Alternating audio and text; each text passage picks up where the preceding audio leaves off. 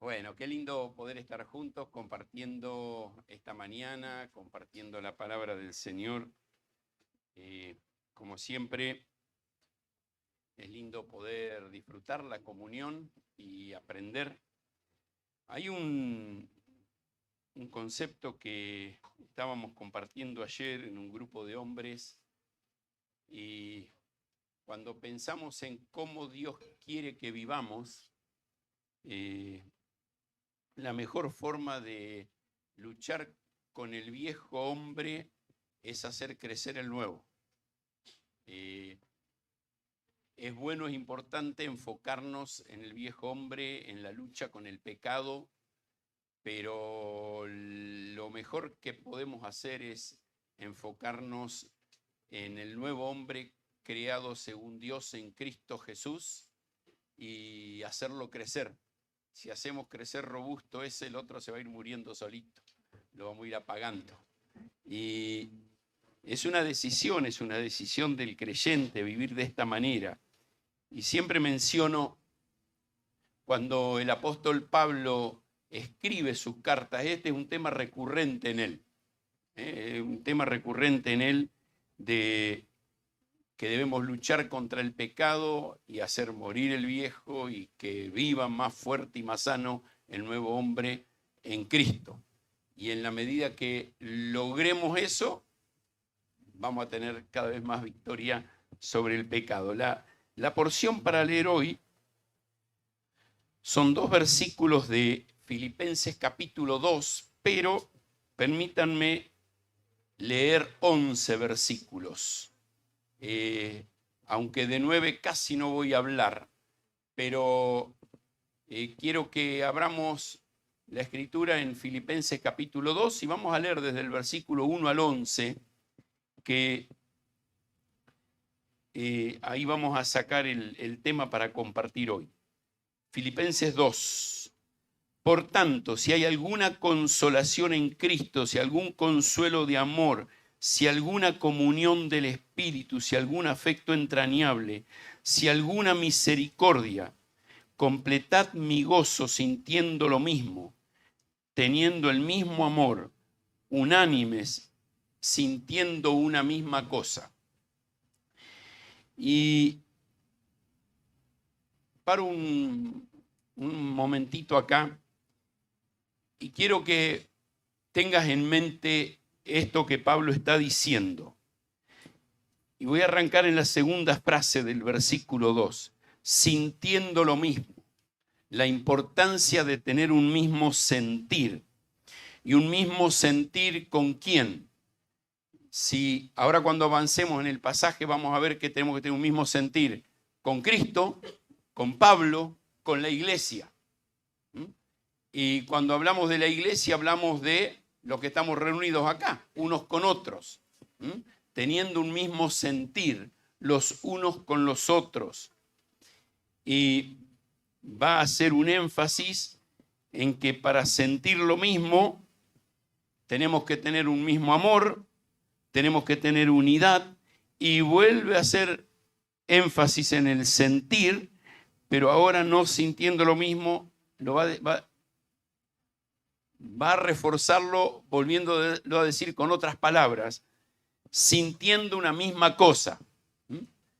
Y es como que quiere el apóstol reforzar esta idea de la unidad en lo que pensamos, en lo que sentimos. Y creo que esto es lo que los creyentes necesitamos reforzar. Seguimos, versículo 3. Nada hagáis por contienda o por vanagloria, antes bien con humildad, estimando cada uno a los demás como superiores a él mismo, no mirando cada uno por lo suyo propio, sino cada cual también por lo de los otros. Y creo que estos 2 versículos nos responden de manera práctica cómo lograr el sentir la unanimidad en amor que está pidiendo el versículo 2. Ahora vamos a volver a estos 2 versículos. Pero el versículo 5 en adelante va a hablar de Cristo como el modelo para que nosotros nos demos cuenta de manera práctica cómo quiere que vivamos ese sentir de unidad. Y es como si el apóstol Pablo dijese, este es el mandamiento, acá tienen a alguien que lo practicó. Mírenlo a él, imítenle a él y les va a ir bien. Haya pues en vosotros este sentir que hubo también en Cristo Jesús, el cual, siendo en forma de Dios, no estimó el ser igual a Dios como cosa que aferrarse. Es interesante ese concepto de no estimar, porque lo va a decir Pablo acerca de nuestras relaciones. El versículo 3 usa el concepto de estimar. Tengámoslo en cuenta, ahora vamos a volver ahí. Ahora dice, no estimó el ser igual a Dios como algo a lo que aferrarse, sino que se despojó a sí mismo tomando forma de siervo, hecho semejante a los hombres, y estando en la condición de hombre, se humilló a sí mismo, haciéndose obediente hasta la muerte y muerte de cruz. Por lo cual Dios también le exaltó hasta lo sumo y le dio un nombre que es sobre todo nombre, para que en el nombre de Jesús se doble toda rodilla de los que están en los cielos y en la tierra y debajo de la tierra, y toda lengua confiese que Jesucristo es el Señor, para gloria de Dios Padre. Los versículos 5 al 11 nos hablan de Cristo como el modelo para nosotros de cómo debemos vivir. Y el apóstol Pablo acá hablando del sentir de Cristo es como diciendo, bueno, si nosotros somos hijos de Él, lo que Él es debe trascender a nosotros. No sé si ustedes recuerdan que en Hechos capítulo 11 va a hacer un énfasis la Escritura de que se le llamó cristianos por primera vez. ¿A quién? A los discípulos. Eso es lo que dice, a los discípulos se les llamó cristianos por primera vez. Y esto es, las personas que no tenían a Cristo, veían a Cristo en los que eran los discípulos. Y la pregunta que no podemos evitar es, permítanme cambiar el término, evangélico. Permítanme hacerle un nuevo cambio. A los de la Iglesia Bíblica Misionera de San Justo, la gente los ve como un modelo de Cristo. La gente nos ve como un modelo de Cristo. Bueno, ese es el llamado. No te preocupes si no te ven. Preocupate si no te ven y no haces nada para cambiar para que te vean. Ahí hay una preocupación. Hay un desafío de la Escritura a que imitemos a Cristo. Y no es lo que yo pienso, lo que a mí me parece, sino lo que Dios pide. Ahora, ¿cómo logramos el sentir de Cristo? De cómo tener la perspectiva bíblica de cómo Dios quiere que vivamos y tengamos ese sentir. Y hay algunos detallecitos prácticos que da ahí en los versículos 3 y 4, y que es donde nos vamos a concentrar. Vuelvo a leer los versículos 3 y 4. Nada hagáis por contienda o por vanagloria, antes bien con humildad, estimando cada uno a los demás como superiores a él mismo, no mirando cada uno por lo suyo propio, sino cada cual también por lo de los otros. Y estos dos pensamientos, el versículo 3, nada hagáis, y el versículo 4, no mirando, tienen cada uno tiene una contraposición, ¿no es cierto? Nada hagáis por, no mirando cada uno por lo suyo, sino cada cual. Y el primero, el versículo 3, se enfoca en mi actuar. Y el versículo 4, más que nada en mis actitudes. Estamos viendo, estudiando juntos los unos a los otros. ¿Cómo actúo con respecto al otro? ¿Cuáles son mis acciones? Pero también no solamente lo que hago, sino mi actitud hacia el otro. ¿Cómo respondo?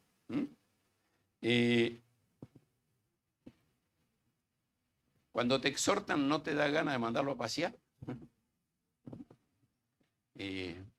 Yo conté el día sábado en la reunión de hombres, ¿no es cierto?, que el día martes a la mañana no la aguanté a Gloria por una situación y alguien que estaba ahí me exhortó. Y doy gracias al Señor por eso. Doy gracias al Señor. Porque esa es la forma en que crecemos. En hacernos ver el uno al otro las cosas que no están bien. Y a veces uno no hace algo grande, pero dio un primer pasito. Y si alguien te advierte ahí, te librás de grandes males. Si no te animás a hablar con el otro, no sabes dónde va a terminar. ¿Dónde va a terminar? Y este es el convivir entre nosotros. Y acá el apóstol Pablo nos está diciendo, y permítanme que yo lo repase y se los diga a ustedes, me lo estoy diciendo a mí también, y va a decir, nada hagáis. Y este concepto de hacer tiene que ver con lo que yo decía recién, ¿no es cierto? Nuestras acciones, nuestras actuaciones, ¿qué hacemos? Pero esa palabra nada está enfocándose en algo negativo y va a hacer el énfasis, por ningún modo, no tengas nada que ver con ese asunto. ¿Y cuál es el asunto? Bueno, la contienda y la vanagloria. Y son dos pecados, dos actitudes del corazón que las tenemos ahí adentro, con las que tenemos que luchar. ¿Saben? Es bastante fácil identificar ciertos pecados que el mundo llama grandes visibles. Un adicto, dejar la droga; alguien que fuma, dejar el cigarrillo; alguien que tiene un vocabulario muy sucio, cambiarlo. Esas cosas son relativamente fácil dejar. El vicio del alcohol, la dependencia del alcohol, es relativamente fácil dejarlo. Uno lucha, pero los pecados de lujuria, la parte que va hacia afuera, claro, antes le decía piropo a las mujeres en la calle, ahora no se lo digo más. Pero es mucho más difícil cambiar lo que está acá adentro. Lo que nadie ve, lo que es más sutil. La lujuria interior o la mentira, el engaño, el enojo, cuando no lo expreso hacia afuera. Y me acostumbro a convivir con esas cosas. Bueno, estos dos pecados que menciona Pablo acá, que afectan tanto al convivir de la iglesia, también son difíciles de identificar y sacar. Y fíjate que cuando dice ahí, nada hagáis, y la palabrita por enfatiza cuál es la motivación de mi hacer. Hago algo y cuál es mi motivación. Y acá está queriendo hacer énfasis el apóstol Pablo en que quizás hay cosas buenas, cosas legítimas. Fíjate en el capítulo 1 de Filipenses, versículo 16. Los unos anuncian a Cristo por contención, no sinceramente. O sea, cuando habla de nada hagáis por contienda, a veces hasta cosas que parecen buenas, como predicarle a otro, puede tornarse en algo malo cuando lo estoy haciendo con la actitud incorrecta. Y Pablo va a decir, hay algunos que predican a Cristo por contienda. Muchas veces divisiones en la iglesia que son más común de lo que te imaginas. Divisiones dentro de la iglesia.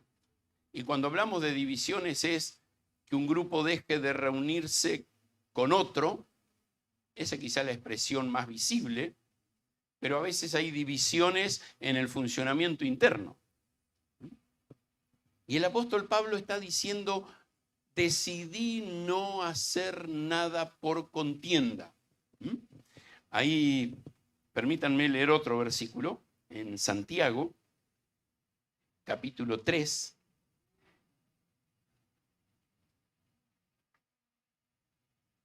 Versículo 14. Pero si tenéis celos amargos y contención en vuestro corazón, no jactéis ni mintáis contra la verdad. ¿Sabes qué está diciendo? Si estás haciendo algo por contienda, estás siendo contencioso. Este concepto de no mentir, fíjate que dice, no mintáis contra la verdad, está diciendo, no lo ocultes tras un pensamiento piadoso que parece verdad. Porque esta sabiduría no es la que desciende de lo alto, sino es terrenal, animal y diabólica. Es del sistema del mundo, terrenal, animal, es de los deseos de la carne, y diabólica, es usada por Satanás, que son nuestros tres enemigos, Satanás, el mundo y la carne. La contención, el hacer cosas por contención, es terrenal, es animal y diabólica. Porque donde hay celos y contención, allí hay perturbación y toda obra perversa. Cuando hacemos algo por celo o por contienda, no hay paz. Este concepto de perturbación es río revuelto, que no se ve nada. No hay paz. No hay paz. Hablábamos el otro día de los muchachos que andan allá en la selva, ¿no? Y hablábamos dos de nosotros que habíamos andado por allá, los dos más viejos de la iglesia, Jorge y yo, hablábamos de esto y habíamos andado más o menos por los mismos ríos en distinto tiempo y hablábamos de el río Atabapo que viene clarito, transparente, y el río Orinoco que viene todo sucio y revuelto, y en un punto se juntan, y vos mirás, venís en el barco y mirás, y esta mitad del río donde ya va junto los dos, esta mitad del río es transparente y esta mitad es todo revuelto. Bueno, en un río en el que es transparente hasta ves los pescados andando. En el otro no ves nada. Bueno, cuando dice hay perturbación es eso. No sabes lo que hay. No sabes dónde están las rocas, no sabes dónde están los remolinos, no sabes dónde están los pozos, y hay destrucción. Y fíjate que usa una palabrita más ahí, Santiago, que usa la expresión toda obra perversa, porque la perturbación termina destruyendo, no me permite vivir en paz.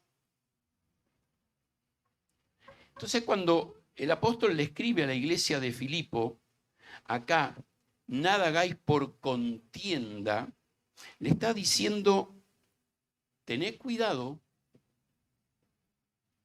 con cuál es tu motivación.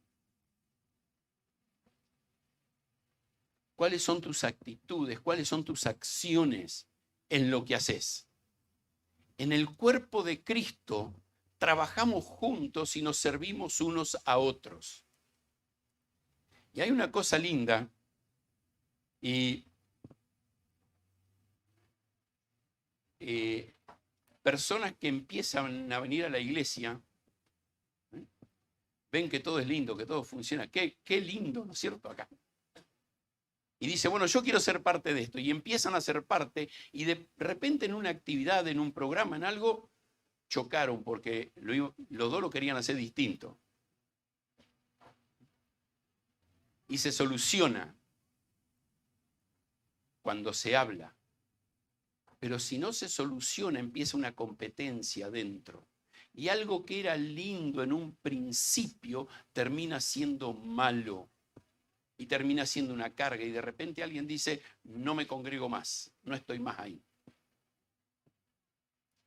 Y puede haber muchas razones. Y la principal es la maldad en el corazón del individuo. Pero yo tengo que mirarme. ¿Cómo estoy actuando yo dentro de la iglesia? En mi participación y en mi servicio. ¿Cuál es mi actitud? ¿Es contención, es contienda? Y la segunda expresión que usa, el mismo versículo, es la expresión vanagloria. ¿Mm? Gloria vana. Busco una gloria que no es real. Y es interesante ese concepto de vanidad, se relaciona con dos cosas que son bastante visibles: humo y neblina. Humo y neblina. El humo parece algo importante, pero deja de estar lo que lo produce y el viento se lo llevó.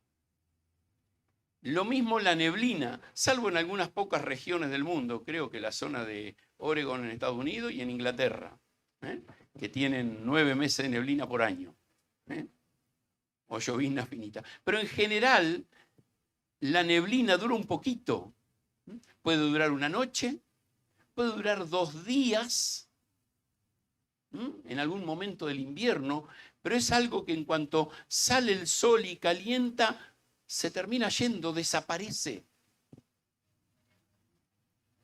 Y muchas veces nosotros, en nuestro corazón pecaminoso, servimos, trabajamos, hacemos cosas por una gloria que se va en un momento. Serví, trabajé, limpié, prediqué, salí en el calor a visitar y no me lo reconocen. Y lo que alguien te pueda decir o reconocer, ¿cuánto dura? Nada, nada. Lo que dura es cuando lo haces para el Señor y queda en el cielo, aunque acá no se entere nadie.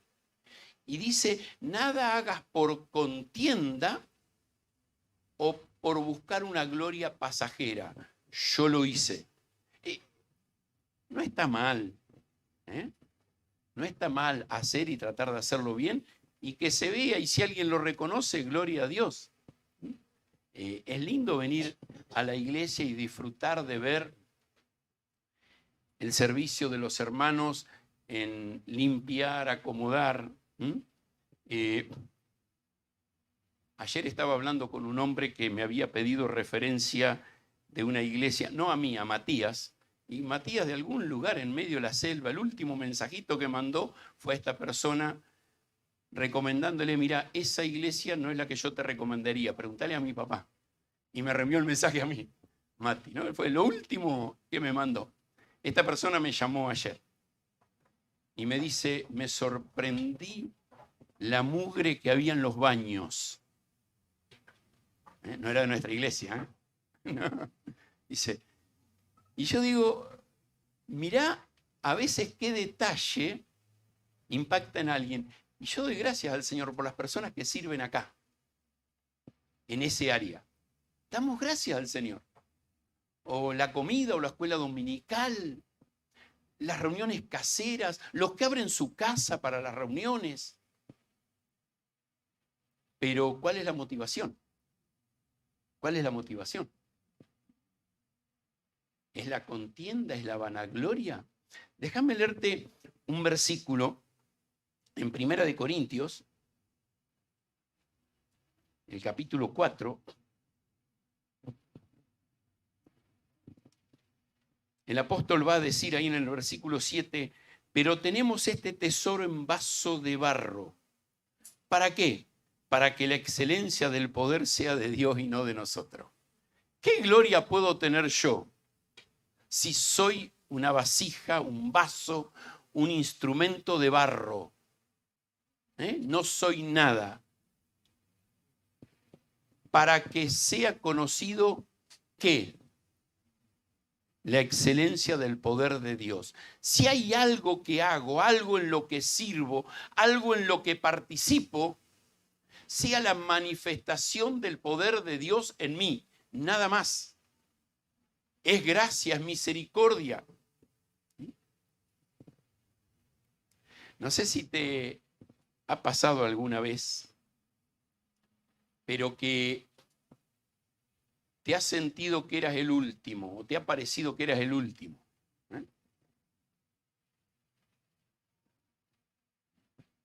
Invitan a cualquiera a ser parte de, menos a vos. Porque vos sos un inútil. Porque vos no servís. Y eso pasa, es muy común en el mundo. Es muy común en el mundo. Tristemente es común a veces en el funcionamiento del cuerpo. Y Pablo dice, los más inútiles son los más útiles. Porque el que se cree ser algo, no siendo nada, pero el que entiende que es nada y es el poder de Dios obrando en él y a través de él, termina siendo de bendición y se manifiesta el poder de Dios. A través mío, a través de lo que yo soy. Vamos a seguir leyendo ahí en 1 Corintios.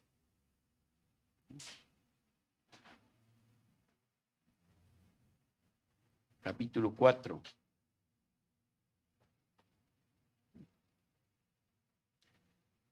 Primera de Corintios, capítulo 4, versículo 7. Él va a decir acá, ¿quién te distingue? ¿O qué tienes que no hayas recibido?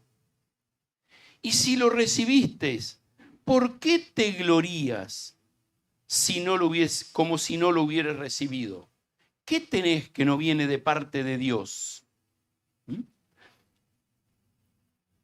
Y este versículo, junto con el anterior que leíamos, este versículo, ¿quién te distingue? ¿Quién te hace a vos algo especial? Nada ni nadie.